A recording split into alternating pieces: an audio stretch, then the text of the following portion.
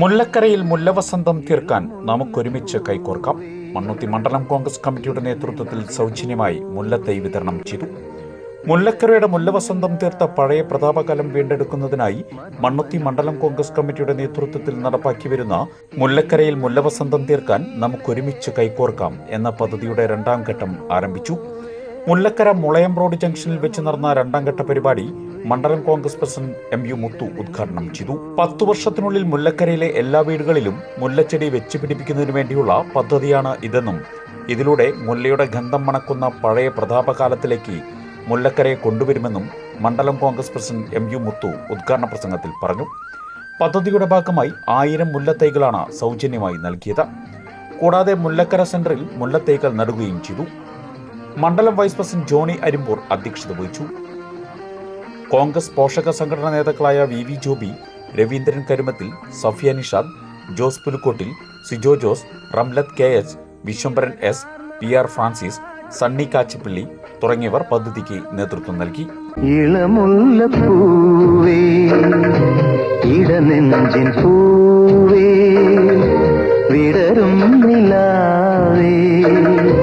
മധുമഞ്ജുരാവേ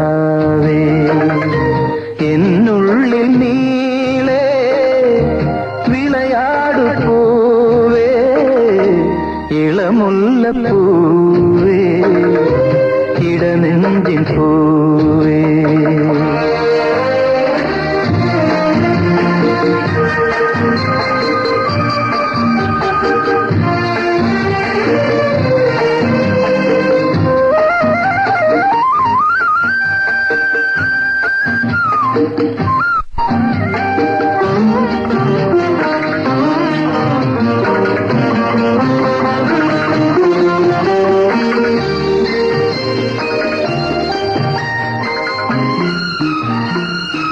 tourism ഡെസ്റ്റിനേഷനായ Peechi dam, എങ്ങനെയാണ് പീച്ചി എന്ന് പേര് വന്നത്?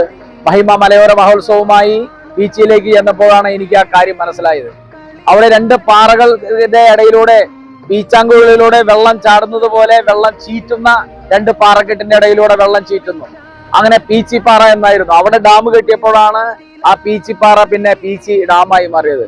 അതുപോലെ തന്നെ മുല്ലക്കരയെ കുറിച്ച് പഴമക്കാർ പറയുന്നത് ഈ പ്രദേശത്ത് മുഴുവൻ മുല്ലയായിരുന്നു. 100% അത് സത്യമാണ്. എന്റെ വീട്ടില് മുല്ലയുണ്ടായിരുന്നു. എന്റെ തൊട്ടപ്പുറത്തെ വീട്ടില്, ചന്ദ്രന്റെ വീട്ടില്, വലിയന്തരന്റെ വീട്ടില്, ചെറിയന്തരന്റെ വീട്ടിലൊക്കെ അങ്ങനെ മുല്ല അങ്ങനെ മരത്തിൽ കയറി നിൽക്കും.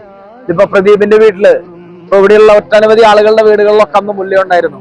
പക്ഷേ കാലങ്ങൾക്ക് ശേഷം ആ മുല്ലയൊക്കെ ഇവിടെ ഇല്ലാതായി. മുല്ലക്കര എന്ന് പറയുന്ന പ്രദേശം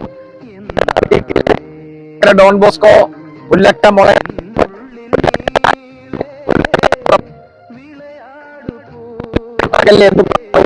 പ്രദേശമാണ്. എല്ലാം ഈ പ്രദേശത്തൊക്കെ മുല്ല നിറയ്ക്കുക എന്ന ഒരു ലക്ഷ്യം വെച്ചുകൊണ്ടാണ് മണ്ണുത്തി മണ്ഡലം കോൺഗ്രസ് കമ്മിറ്റി ഈ പരിപാടി സംഘടിപ്പിച്ചത്. കഴിഞ്ഞ വർഷം നമ്മൾ തോട്ടപ്പടിയിൽ വെച്ച് 1000 കുടുംബങ്ങൾക്കാണ് മുല്ലത്തൈ നമ്മൾ വിതരണം നടത്തിയത്. ഈ തവണയും നമ്മൾ 1000 കുടുംബങ്ങൾക്ക് മുല്ലത്തൈ നമ്മൾ വിതരണം നടത്തിയാണ്. ഈ മുല്ലക്കരയിലെ ഈ മുല്ല വസന്തം തീർക്കാൻ നമുക്ക് ഒരുമിച്ച് കൈകോർക്കാം എന്ന് പറഞ്ഞ ഈ പദ്ധതി ഉദ്ഘാടനം ചെയ്തതായി അറിയിച്ചുകൊണ്ട് ഞാൻ എന്റെ വാക്കുകൾ ഉപസംഹരിക്കുന്നു. ജയ് കോൺഗ്രസ്.